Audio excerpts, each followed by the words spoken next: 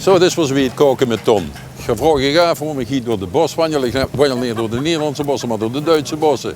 Dan vraag ik de volgende vraag is dan... Hoe gaat de gek nu koken? Gaat er zich geen kampvuur of wat gaat er nou eigenlijk doen? Nee, ik ben te gast in Duitsland, een net in taal namelijk. En daar koken ze wel nog. In het bos. En we gaan eens kijken wie ze dat doen.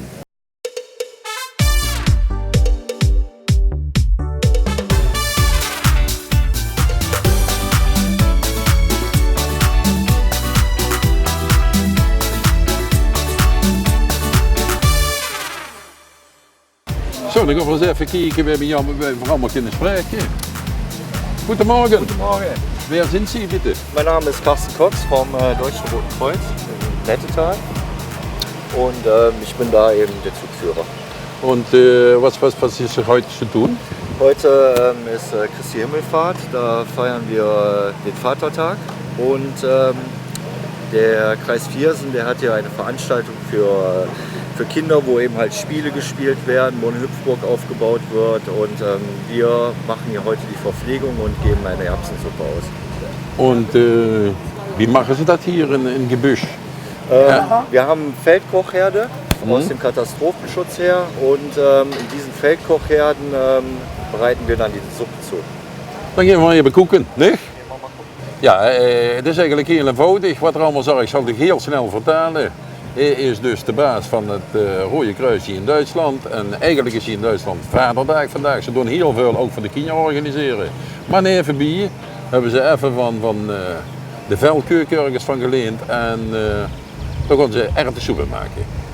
En die delen ze dadelijk natuurlijk goed. Ook aan mij. Ook aan Olaf. Olaf doet er ook een beetje, jong. Maak je maar geen zorgen. Zo. Goedemorgen. Morgen. Ja, morgen. Morgen. Sind wir schon dran mit der Suppe? Ah, auf die andere Seite. Schau mal, Die erste ist schon fertig. da filmt ja keine Person mit, ne? Nee. Nee, machen wir nicht. Ich kann eens heel even kijken wie ze de soep maken. Ik zal eens even aan de kok vragen. Bereiten Sie jetzt noch einmal Suppe vor? Ja, wir machen jetzt noch einen Durchgang. Hier auf den Hocker kochen, die ist schon fast durch. Und hier drüben in dem Kessel machen wir jetzt noch einen Durchgang. Einmal komplett Erbsensuppe. Das ist der Torsten. Grüß dich, hallo. Und Torsten leitet es mir eben durch die Küche. Gehen wir mal durch die deutsche Küche. Gut. Gehen wir mal rüber auf die andere Seite.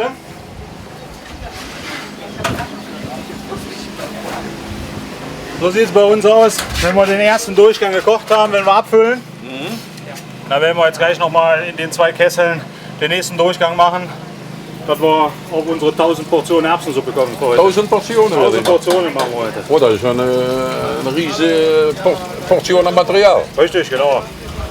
Und im Prinzip über die Küchen, die hier stehen. Und dann können noch mal drüben auf der anderen Seite, da ist noch Suppe drin, schauen gehen. Ja, schön. Hier ist gerade aktuell unsere Suppe am Laufen. Gerne mal reingucken. Leckere Erbsensuppe. Und was kommt da so rein? Wir haben Erbsen, wir haben Gemüse, wir machen direkt Fleischeinlage, wir haben Schwein, wir haben Bauch mit drin und ganz am Ende haben wir noch Schinkenwurst in Stücken, die wir direkt mit in die Suppe einrühren. Dan hebben we een richtig deftige eindtop.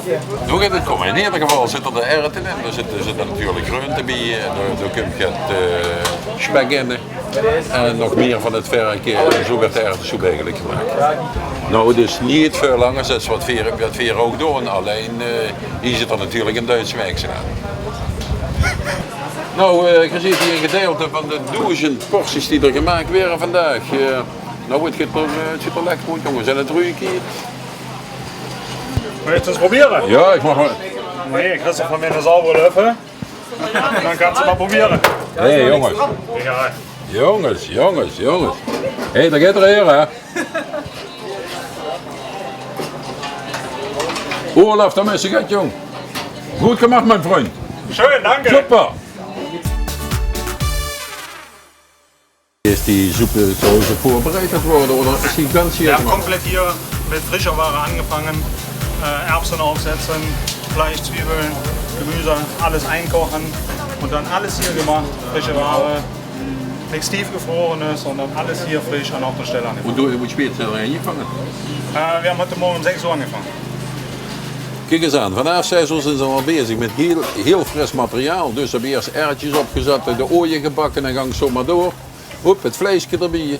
Nou, het zaakje staat hier al meer dan 2 uur, 3 uur te pruttelen zelfs. Heb ik dan nog een vraag? Waarom hat dat Rote Kreuz zo'n Feldküche? Hat man die?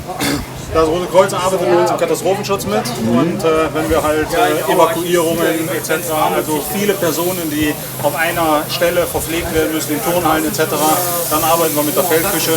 Wenn wir keine festen Küchen haben, wo wir darauf zugreifen können, dann arbeiten wir mit der Feldküche. Und man kann hier sehen, dass man sehr schnell sehr viele Portionen hat. Ja, richtig. Nou, het Rode Kruis zit er natuurlijk als er dus catastrofes gebeuren. Dan daarvoor hebben ze die keuken nodig om dan zo groot mogelijk uren te gaan dat de mensen verzorgd kunnen worden. En we kunnen hier zien dat ze binnen 3 uur dus super aardige soep kunnen maken. Dat heb ik gezien. En geproefd. En dat heb ik hier gemist. En Olaf wel nog, maar Olaf kreeg dadelijk het. Ik heb net van de kok gehoord, het vorige jaar bij Vaderdag was het dus zo. Binnen een uur 1000 testjes soep. En 700 worstjes, kunt je je voorstellen? Dat is Vaderdag, jongens. We zijn maar gespannen, wieveel dat weer ging. De papa's zitten lekker achter de soep en achter de worst. En de kinderen weer niet gesminkt, dus in een echte Vaderdag hoe de Hollanders er heel even naar moeten winnen. De papa die kreeg dadelijk onder een erwtensoep, tas erwtensoep en is goed bezig. Hè. Jawel, dat gaat helemaal goed.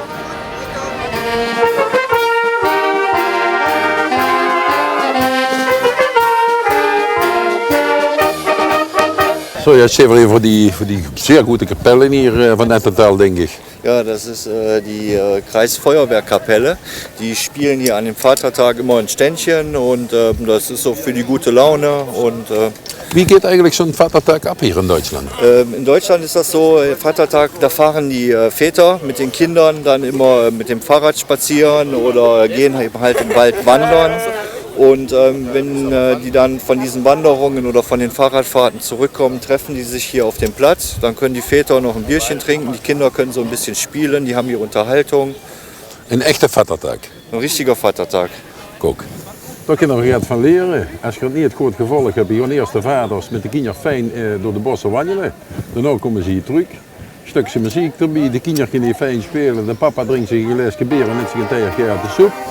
En hebben een geweldige dag en de kinderen nog een geweldige dag. Daar kun je nog wat van leren, jongen.